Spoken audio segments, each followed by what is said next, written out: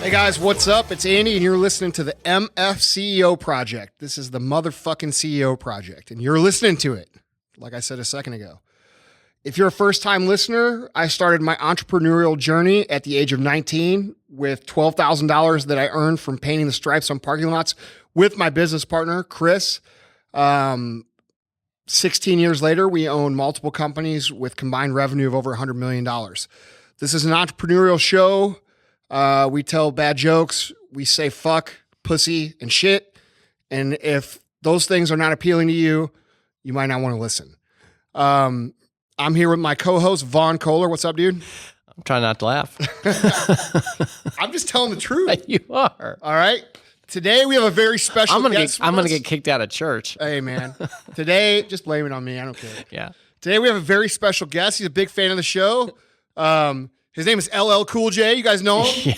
Yeah. I wish. Just kidding. Actually, we're just going to do Q&As. Yeah. I didn't mean to hype everybody up. Yeah. But I would love to have him on the show, dude. Oh, that would be awesome. He shares my stuff all the time on Instagram. Really? Yeah. And LL, come on, man. Yeah. Let's get on your him. I found out recently that LL stands for something like Ladies Love. I didn't know that. Cool James. I didn't know that. Yeah, dude, he's the fucking man. I was listening to on the way here. I drove the Ford today, the GT. And I was listening to Doing It on the way here. It was on 100.3 The Beat, which is old school hip hop and R&B here in St. Louis, which I love. Yeah.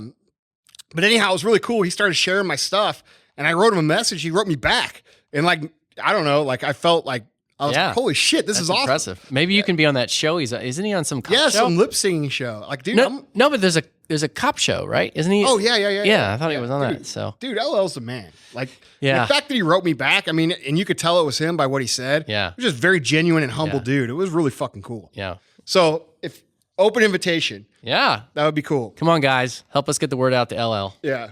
So, you know who else I'd like to have is The Rock. The Rock would be fucking awesome. But yeah, I looked into that. I know it's dude, it's like $500,000 to. My plan is to eventually just become friends with him. Yeah. And then he'll do it for free. Yeah, that would be awesome. Yeah. Who doesn't want to be friends with The Rock? Seriously. It's fucking awesome. Yeah, he is. If you don't like The Rock, there's something wrong. Had you already introduced the fact that this is not our typical? Yeah, this isn't our typical broadcast, guys. We're going to hit some Q&As. Which is what we're going to start doing now on Thursdays. I think that's going to be the day. It's Thursday. Yeah, we're going to start hitting some Q&As. It's going to be a 20 to 25 minute cast. And I guess in order for us to keep it at that, we better get started. Yeah. And because we're early on in it, I'm just going to very, very quickly run through the pointers for getting your question answered on the MFCEO project. 3 things. Number 1, you're more likely to get your question answered if your question is actually in the subject line. Number 2, understand that a lot of you guys have really awesome things to share, but keep the backstory till later. Just ask the question right up front and then say, okay, here's some backstory. And then finally, do your best to try to make sure that we haven't already answered the question on a podcast or really anywhere, because, that's a little repetitive. So with those pointers in mind, obviously it's askandy@themfceo.com. We're loving your questions. We really want to respond to all of them. Give us time because we're getting a lot of them, which is good. Yeah. That's actually why we're doing it. Yeah, that's why we're right adding the Thursday podcast because we can't work them in on the Tuesday show. It's just it'll be too long. Yeah. So the first question is actually, last episode I did this, and I'm going to do it again. This is a question that's been asked by a lot of people. Okay. So it's not from any one person, but you obviously went into business with your best friend. He's your business partner. So you knew a lot about him prior to forging this business partner relationship. But a lot of people are asking, how do you size up a potential business partner? Like, what do you look for? What are some red flags? Man, I could give my best answer to that. Obviously, I've been very fortunate to have a tremendous business partner. We work together very, very well. I will give you my best advice on this, but realize that I don't speak from experience on this because we started so young and it's just worked out. I've seen so many businesses, people getting into business with their friends, and it just turns out to be a total clusterfuck, and usually when I see it turn into a total clusterfuck, it's because both people are trying to play business. They're trying to be the man. They're trying to own a business and say, oh, I'm the CEO. And it just isn't about that. And you have to accept that from day one. So I would say get somebody who is genuinely interested in being a business person and making a business get up and run and do some shit in this world above being somebody who just wants somebody to shine a light on them and say they're fucking, because 99% of business is grueling, hard grunt work, and make sure that that's the kind of guy you're getting into business with. For me, finding someone who likes to do and is good at the things that you are not good at is something that I think you would want to check first. Okay. First of all, do you like the person? Can you talk to the person? Do you have respect for the person? Do you get along with the person? Would you like to have a beer with the guy? Because you're going to spend a lot of time together, right? Secondly, does this person bring skills or money or ability to grow a business in a way that you do not possess? Because there is no reason to bring a partner into business if you possess all the things that he already brings to the table.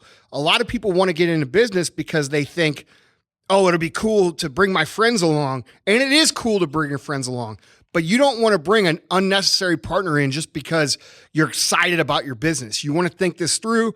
You want to make sure that it makes smart business sense for you. And if the person is bringing things that you already possess, you're likely not only are you giving up half of your equity, or a portion of your equity, you're bringing in somebody that you're going to argue with over these same skills that you both possess. Okay. Which is not a good thing. So I like to align myself, and I think it's best to align yourself with people who possess things that you do not have. And obviously core value character traits. Is this person a good moral person? Are they a thief? Are they a cheater? Did they get where they are by doing things that are immoral? Because the reality is, if they did, they're going to do those same things to you. Right. That always cracks me up about like dudes who are women who are in marriages and they end up cheating with somebody, and like these two people that are married couples have an affair and they get married. Right. And what the fuck why would you do that? Yeah. And then all of a sudden these people are out cheating again later, and then they're surprised by it. Right. It's like, dude, come the fuck on. Right. People show you who they are. Okay. So, make sure you're paying attention. I think that, I think that's basically it, man. I think that's really all I can say about that. Yeah. Yeah. No, that's good. I like it. All right. Well, hopefully that was. No matter what, there's going to be a sense of risk to it. Okay. Like, realize that everything you do in business is going to have risk, including your business partner. There's a very good chance you might have a bad business relationship, but if you have the opportunity to do something great with somebody who possesses skills that you don't have, and you guys can forge together and create something great, don't stop just because you're afraid of what might happen bad. You got to go at it. And when those bad things happen, you got to work through them. Chris and I, we have our disagreements, but the fact of the matter is, he likes the shit that I don't like. Right. I like the shit he doesn't like. Right. So it works. He's good at things I'm not good at, and I'm good at things that he's not good at. So it works. And that's really, I've been, somewhat lucky because it just worked out that was really my first business partner. That it worked out that way. But I think a lot of that is learned too. You kind of pick up what the other person doesn't like to do, and you pick that up, and you kind of just work together. It's an interesting journey. Yeah. It's going to be interesting no matter what. Makes sense. Yeah. Makes sense. Okay. Next question is by a guy named Matt Edwards. And this is what he says. He says, I've entered an industry that's dominated by one company controlling roughly 50% of the market share. They own the shelf space. If you were going into an industry that was controlled by one company, how would you do it? Almost all sales take place inside retailers, convenience stores, grocery stores, etc. If it were me, I would look at other avenues that company is not pursuing to sell your product. We're in an age of technology when there's different avenues to distribute and sell your product every single day. And I think a lot of people fall into the trap of seeing somebody be successful. For example, right now we have a brand we're talking about that owns 50% of the market.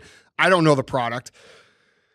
Well, you know what's funny? What? Can I say the product? I didn't realize when I read it. Oh, did he give the product? Yeah, he did. What is it? It's the Moab beef jerky guy. Oh, all right. Yeah. All right, cool. And dude, Moab's good shit. Yeah. All right, dude, here, look. Okay. I'll give you some advice. I tried Moab the other day. I fucking love it. All right. So what I would do is I would start looking into other avenues to promote your brand that would get tremendous word of mouth behind it. Find people who have a voice. Find people who have the ability to influence other people and get them on the Moab train. Get them behind your product and get them talking about it. Get them posting about it. And you'll create momentum, which will create demand, which will give you the ability to break into that space. Or at least you'll create a big enough disruption to where maybe your competitor, which is Jack Links, I already know, is going to come in and fucking buy you out. Okay? Which isn't a bad situation. Right. But either way, you're creating value by being disruptive, and you're creating, maybe you create an innovative business model of how to move product that other companies aren't utilizing. You know, Jack Links isn't having, you know, The Rock fucking use Jack Links and post a picture of it on the fucking Instagram. Right. Maybe you try something like that. At least that we know of. I'm just saying, they're traditional business, you know, Right. So you're a small business. You got to think of your advantages. You're fluid. You're able to change. You're able to do things that they cannot do.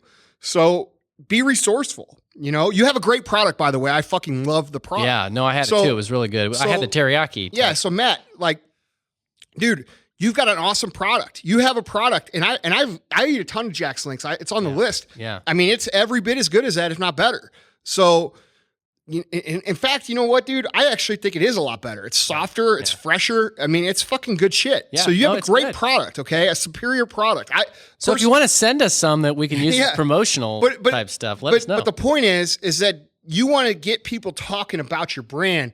You know, the way that people buy is changing every single day.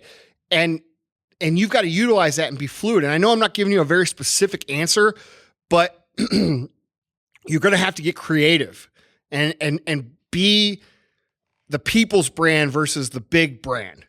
You know, take it one person at a time. You know, win over one person at a time that has influence. You know, I don't see a lot of beef jerky companies going out there and trying to like get people that have influence on social avenues to promote them. Maybe there's an idea for you right there. You know, I don't know. I mean, it's a great question. Yeah, it is. Yeah, it's a really good question. It's very challenging. You know, it's very challenging, but your goal should be to either create enough word of mouth that people are buying your brand directly from you. Okay. And then that creates the retailers' want and demand for your product. That's how we built First Form. We built First Form that way. Or it should be to create enough disruption in their market share for them to come to you and say, dude, we're going to buy you, you know? And that's what I would do. Sounds great. Yeah. Sounds great. So that's all we're going to have time for. That little beep, you guys heard my timer go off. I hope I answered the questions good. Keep pouring the questions in, guys. This is going to be I enjoy this. This is cool. Yeah, it's great. You know, sitting here just kind of rapping about. You already shared. Did you share your Periscope? Yeah. And all your I do, social media stuff? Yeah, no, I didn't. Guys, download the Periscope app. Follow me on Periscope at Andy Frisella. It's a really cool app. It's a live broadcast app. I do daily Q&As, or at least every other day. It's a way for us to interact directly in real time. Very, very cool app. I believe the app is going to change the world in the way that we do things in business and socially. It's definitely worth checking out. So check that out. You can follow me on Instagram at Andy Frisella or Snapchat at MFCEO-1, MFCEO-1. Vaughn, tell the people where you're at on the old social medias. On Instagram, and I'm pretty excited, man. I've got 2 more, and I'm up to 1,000. There you go. Yeah. First At 1,000. VAUGHNKOHLER for Instagram. Same with Twitter, and then I did start Periscope. I'll probably do that sometime soon. Cool. And that's at Vaughn Kohler. So cool. All right, guys. Thank you so much. Thanks for giving a shit about what we have to say. It's awesome. We're having a lot of fun with this. I hope you guys are too. Please keep the questions coming in. Email them to askandy@themfceo.com. Please put your question in the subject line so that we can get to it quickly. And you know, we'll keep doing these little Q&A podcasts and see how they go.